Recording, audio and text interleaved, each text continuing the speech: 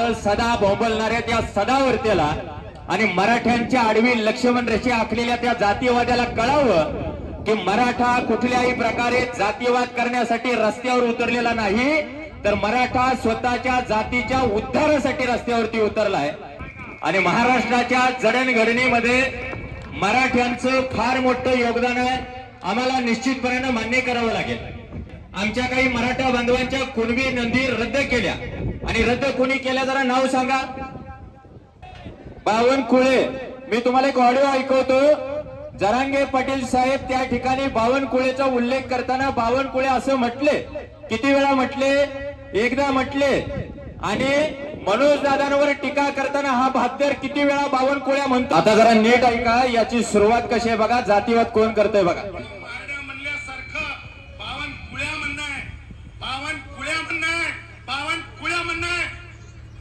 एकदा मनोज दादा बावनकुळ्या म्हटले नाही, किती वेळा बावनकुळ्या म्हटले? 3 वेळा। या सदावर्तेचं सगळं खपून जातंय। आणि आमच्या भाषेबद्दल जर बोलत असाल तर तुम्हाला सगळ्यांना आठवण करून दिली पाहिजे। या कवटे मंकाळच्या नगरीतून आठवण करून देतोय, काबाड कष्ट करणारा शेतीतला आमचा जो मराठा समुदाय आहे, आमची गावाकडची गावखेड्यातली पाड्या वस्तीवरची भाषा हीच आहे। आणि भाषा जर तुम्हाला माहित पाहिजे असेल तर पंढरपूरच्या विठुरायाची प्रार्थना करताना जनाबाई सुद्धा 12व्या शतकात म्हटली होती, अरे विठ्या विठ्या मूळ मायेच्या कार्ट्या। कोणाची भाषा आहे? जनाबाईंची आहे।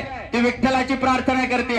भारत सरकारने ज्यांना पद्मश्री पुरस्कार दिलाय त्या नामदेव ढसाळांची भाषा बघा, स्वातंत्र्य कंच्या गाडवीचं नाव आहे। या ठिकाणच्या सगळ्या बाई मुली इंद्रिय चालवाव्यात, म्हातारी बघू नये, कवळी बघू नये, तरणी बघू नये, सर्वांना पासले।